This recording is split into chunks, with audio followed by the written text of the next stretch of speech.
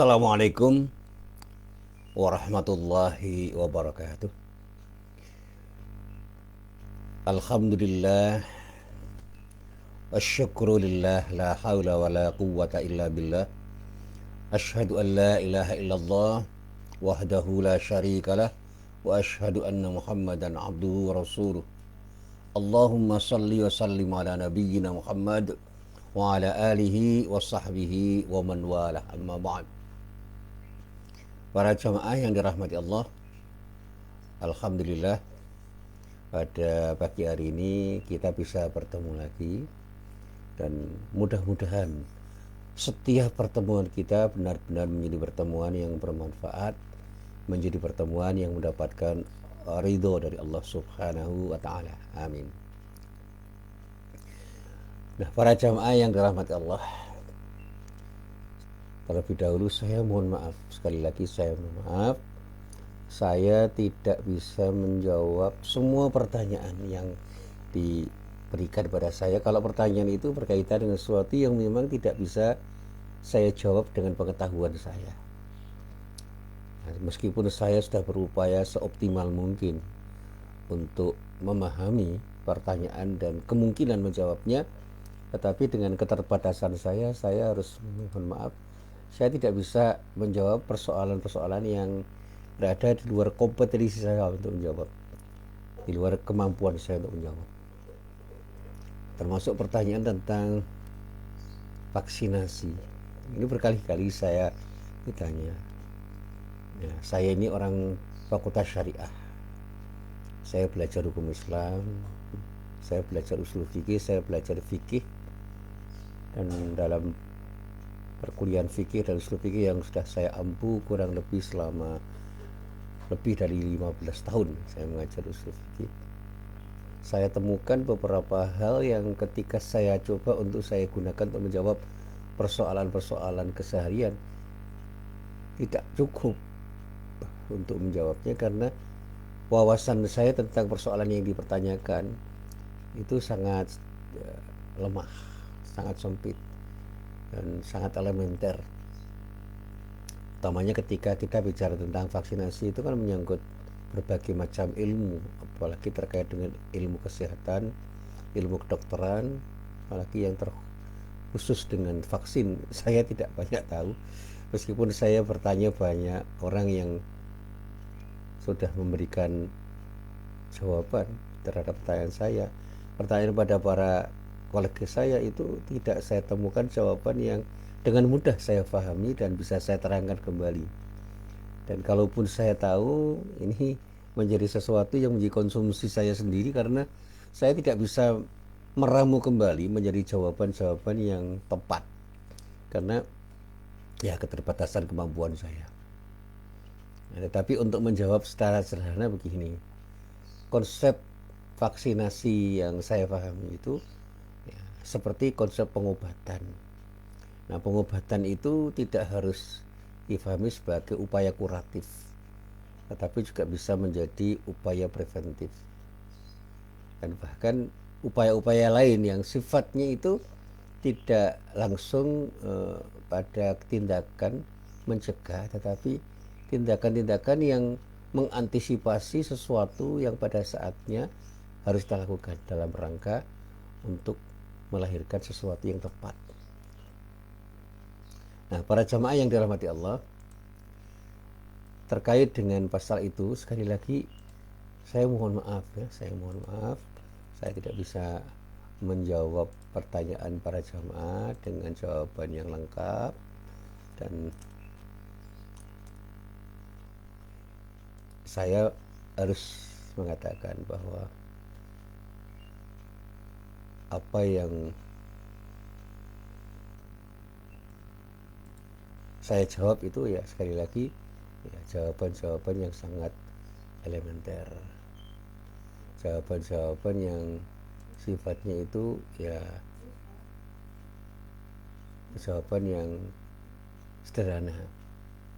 Bahkan saya sering mengatakan pada mahasiswa saya, pada murid saya, pada jamaah saya, ada tindakan yang namanya tindakan preemptif, yaitu tindakan untuk menghentikan sementara sesuatu yang bisa kita lakukan untuk mendapatkan kemanfaatan dari tindakan itu. Nah, para jamaah yang dirahmati Allah,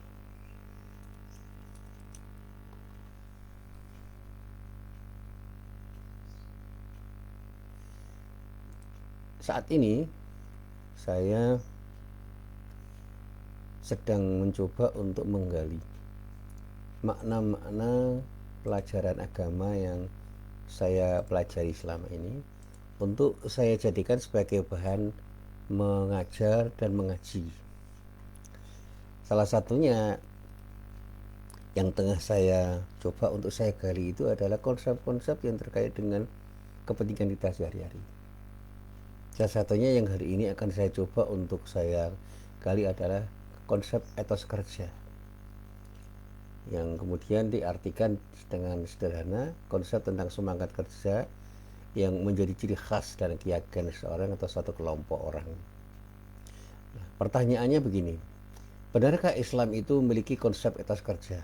Nah, kalau benar, seperti apa konsep Islam tentang etos kerja itu?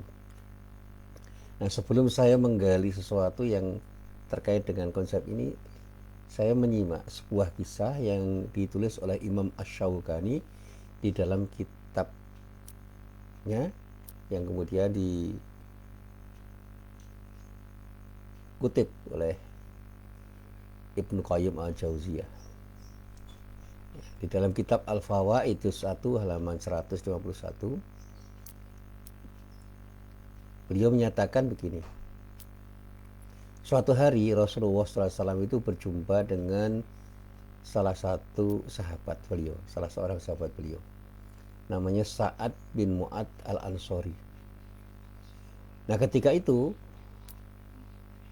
Rasulullah SAW melihat bahwa tangan Sa'ad bin Mu'ad Al-Ansori itu melepuh.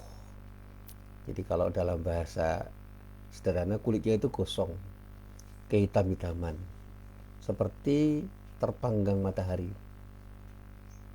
Nah, melihat kenyataan itu, kemudian Rasulullah pun bertanya kepada Sa'ad bin Mu'ad Al-Ansori. Pertanyaannya sederhana, ada apa dengan tanganmu ya Sa'ad? Nah, mendengar pertanyaan Rasulullah itu, Sa'ad pun menjawab spontan, ya Rasulullah, tanganku menjadi seperti ini karena aku terbiasa bekerja untuk mengolah tanah dengan cangkul yang saya miliki. Jadi dia itu mengolah tanah pertanian dengan cangkul yang dia miliki. Untuk apa? Untuk mencari nafkah keluarga yang menjadi tanggunganku. Nah, mendengar jawaban itu, Rasulullah pun segera menggapai tangan Sa'ad dan menciumnya seraya berkata, inilah tangan yang tidak akan pernah tersentuh api neraka. Nah, ini jawaban yang saya coba untuk saya renungkan. Ini jawaban yang luar biasa. Dan bukan jawaban yang sederhana, itu dalam maknanya.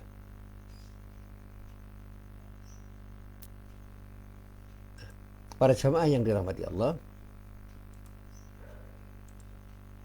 kisah ini sangat menginspirasi saya. Memang kalau dibaca sangat sederhana, tetapi terus terang kisah ini telah banyak menginspirasi saya untuk menyatakan bahwa ternyata saya belum berislam dalam bekerja. Karena hingga saat ini saya masih menjadi minimalis, untuk tidak mengatakan pemalas. Kenapa saya berkata begitu? Karena Rasulullah SAW itu sangat menghargai para pekerja keras, dan bisa saya pahami sebaliknya, beliau tidak menyukai pemalas. Bekerja dalam pandangan Islam adalah bagian dari ibadah. Ini yang harus kita pahami. Dan tentu saja kalau kita beribadah berpotensi untuk mendapat pahala. Dan kalau kita tidak serius, nah pahala yang seharusnya kita peroleh menjadi kemungkinan tidak kita peroleh. Bahkan kalau kita tidak menjalankannya, kita berdosa. Nah, ini sesuatu yang menginspirasi saya dan betul-betul menyadarkan saya. Tetapi kenapa hingga kini masih banyak orang Islam yang menikmati kemalasan? Bahkan dengan tanpa rasa malu selalu menengadahkan tangan dan berdoa kepada Allah untuk berkenan memberikan rezeki pada dirinya tanpa upaya yang memadai. Padahal Allah telah berfirman, A'udzubillahi minasyaitonirrajim.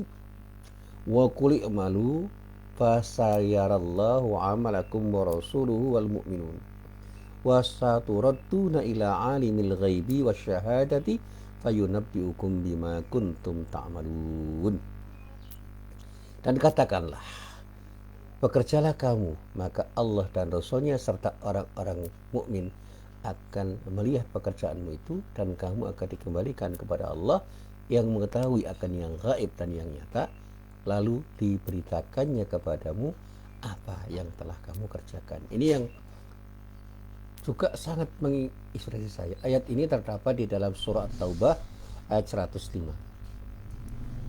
Jadi Allah menyatakan dalam firman-Nya, bekerjalah kamu. Malu, kita semua orang-orang yang beriman itu diminta untuk bekerja. Maka Allah dan Rasul-Nya serta orang-orang yang beriman akan melihat pekerjaanmu. Artinya menilai, memberikan penilaian terhadap pekerjaan. Dan kamu pada akhirnya akan dikembalikan oleh Allah yang mengetahui akan yang gaib dan yang nyata. Jadi jangan bermain-main dengan pekerjaan yang kita kerjakan. Karena apa?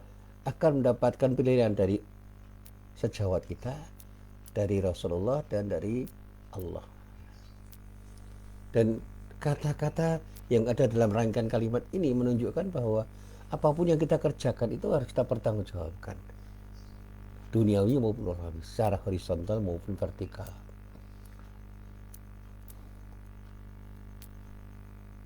Allah lah yang akan memberikan pahala terhadap pekerjaan kita. Artinya apa?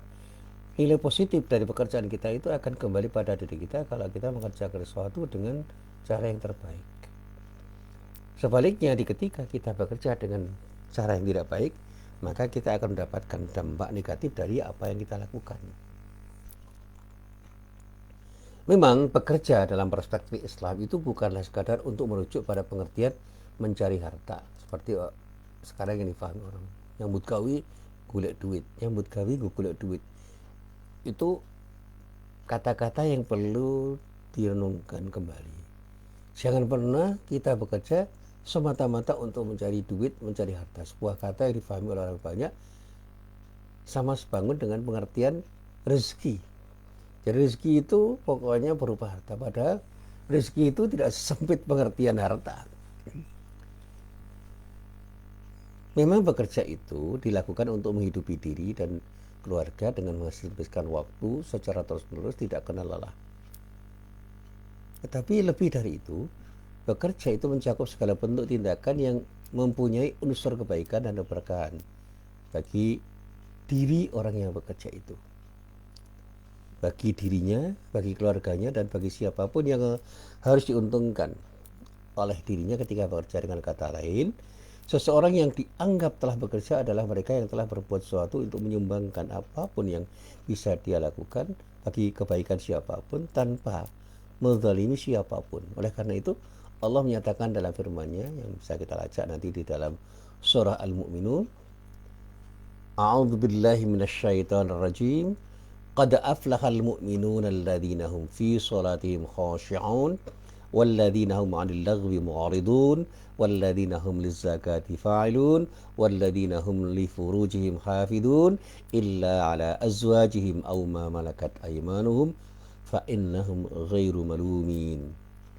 Faman ibtagha wara'a dzalika faulaika humul 'adun walladzina hum li amanatihim wa 'ahdihim ra'un walladzina hum 'ala shalawatihim yuhafizun ulaika humul warithuna alladzina yarithuna al-firdausa hum fiha khalidun. Sesungguhnya beruntunglah orang-orang yang beriman, yaitu orang-orang yang khusyuk dalam sholatnya dan orang-orang yang menjauhkan diri dari perbuatan dan perkataan yang tiada berguna, dan orang-orang yang menunaikan zakat, serta orang-orang yang menjaga kemaluannya kecuali terhadap istri-istri mereka atau budak yang mereka miliki, maka sesungguhnya mereka dalam hal ini tiada tercela.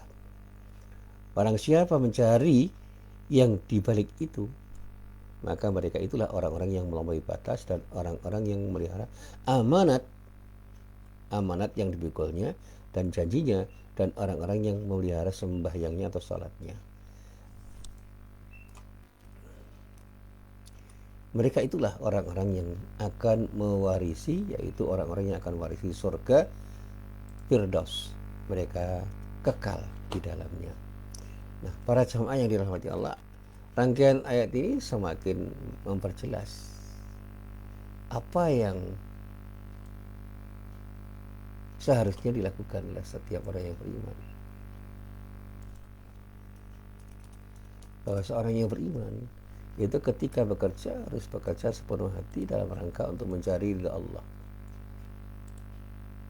Lakukan semua yang bermanfaat untuk kepentingan duniawi dan ukhrawi, dan tinggalkan semua yang tidak bermanfaat.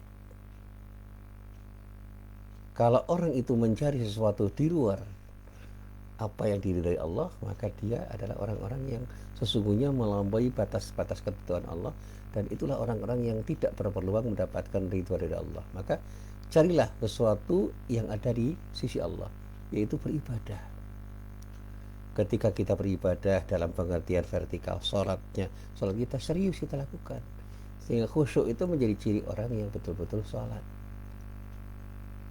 Ketika kita mengatakan sesuatu atau melakukan sesuatu, lakukan sesuatu yang bermanfaat.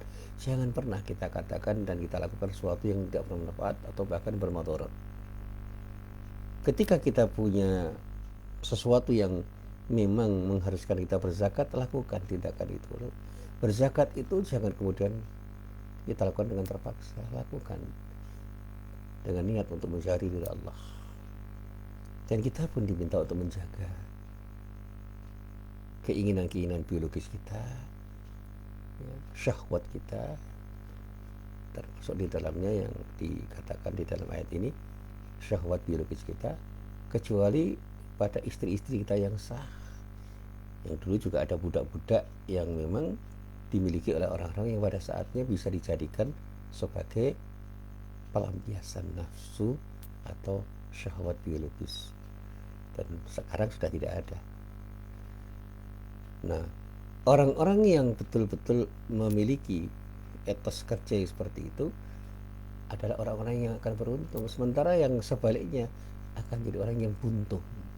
Jadi kalau kita bekerja karena Allah kemudian melahirkan sesuatu yang kemudian membuat kita itu mencintai pekerjaan kita karena kita mencintai Allah, di situ kita akan dapatkan kemanfaatan duniawi dan ukhrawi.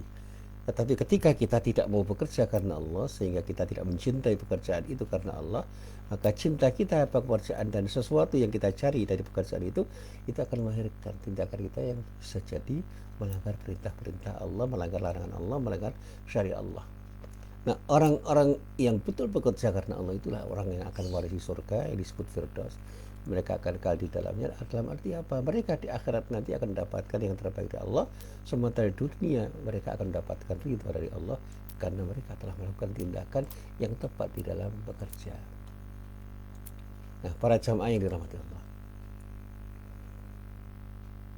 di dalam rangkaian yang ada di dalam surah Al-Mu'minun itu, Allah menggariskan golongan yang akan beruntung yang disebut dalam ayat itu dengan kata al-muflihun, yaitu jamak dari al-muflih. Siapa mereka? Orang-orang yang beriman kepada Allah, khusyuk dalam salatnya, bisa memanfaatkan peluang, peduli terhadap siapapun yang membutuhkan uluran tangannya, mengendalikan hasrat seksualnya, memiliki komitmen kuat terhadap janjinya dan tanggung jawabnya, dan yang terakhir mampu mengimplementasikan nilai-nilai luhur salatnya di dalam seluruh perilakunya. Dan itu yang perlu kita cermati, perlu kita renungkan. Nah, kan kalau kita runut di dalam kisah yang saya sebutkan, di dalam kisah yang dilukilkan oleh Imam Asy-Syaukani, itu menjadi sangat jelas. Ada kisah lain yang terdapat di dalam kitab As-Sunan Al-Kubra yang ditulis oleh Imam Al-Baihaqi yang berasal dari sahabat Anas bin Malik radhiyallahu an, juz 7 halaman 479, dinyatakan di sini,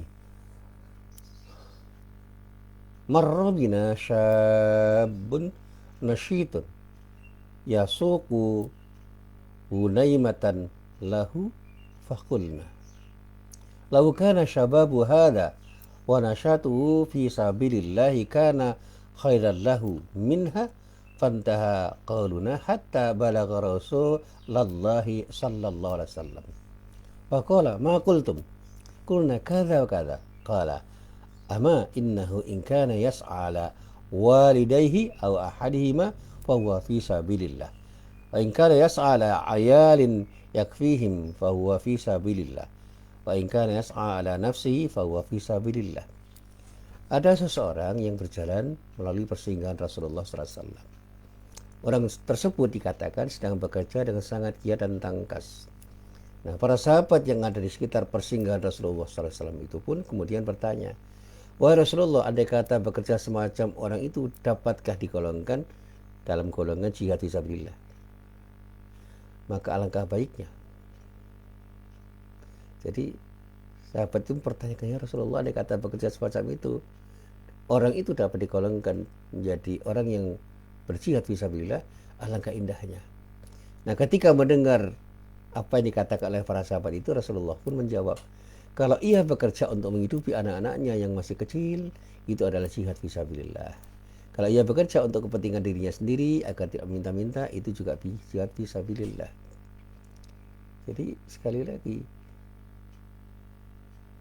kalau dia itu bekerja untuk siapapun yang ada di keluarganya, bekerja untuk kedua orang tuanya atau salah seorang dari keduanya, itu fisabilillah. Kalau dia bekerja untuk keluarganya, fisabilillah. Kalau dia bekerja untuk dirinya, sabilillah.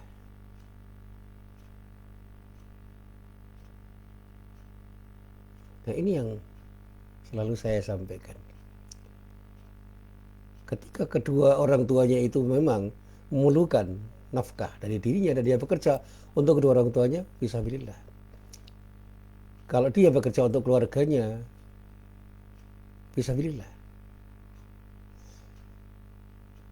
Dan walaupun dia itu bekerja untuk dirinya karena kepentingan dirinya, fisabilillah. Karena niatnya semua untuk Allah, karena Allah. Nah, dengan memadukan kedua kisah tersebut, seraya menyimak kembali makna surat Al-Mu'minun mulai ayat 1 sampai 11, saya pun semakin bisa memahami pesan-pesan Rasulullah dalam konteks arti penting bekerja keras dan cerdas.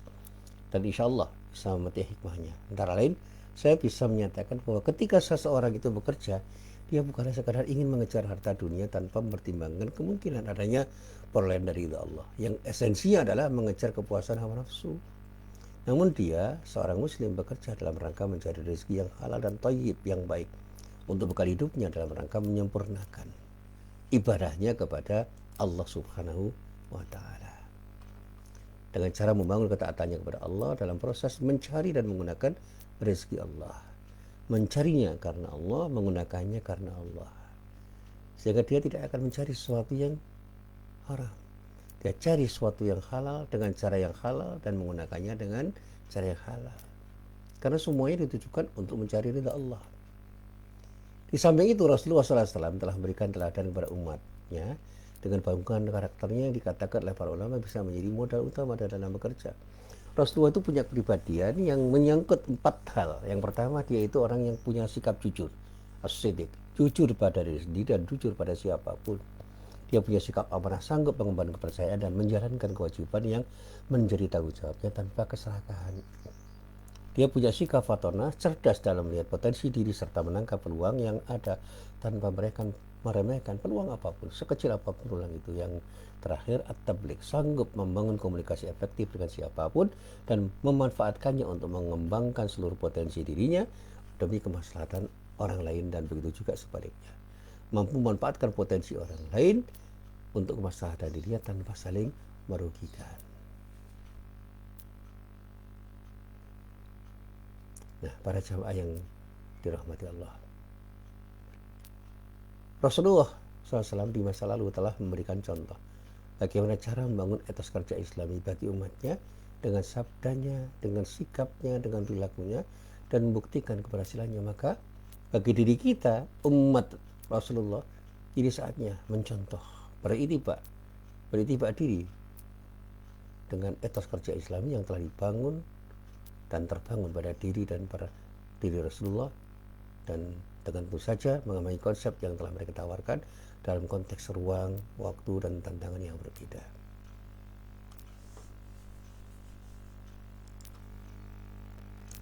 Jadi saya seringkali menawarkan begini, kalau kita itu mau bekerja, bekerjalah dengan konsep fastabiqul khairat. Konsep ini melahirkan sebuah etos kerja. Kita harus menjadi yang utama dan pertama. Jadilah yang terbaik. Dan jangan menunggu orang lain menjadi yang terbaik. Kita yang harus beri contoh menjadi yang terbaik. Ibda' binafsik. Mulai dari diri kita sendiri. Dan insya Allah dengan konsep seperti ini kita akan lahir menjadi manusia-manusia yang mengerti arti penting diri kita untuk orang lain dan arti penting orang lain untuk diri kita.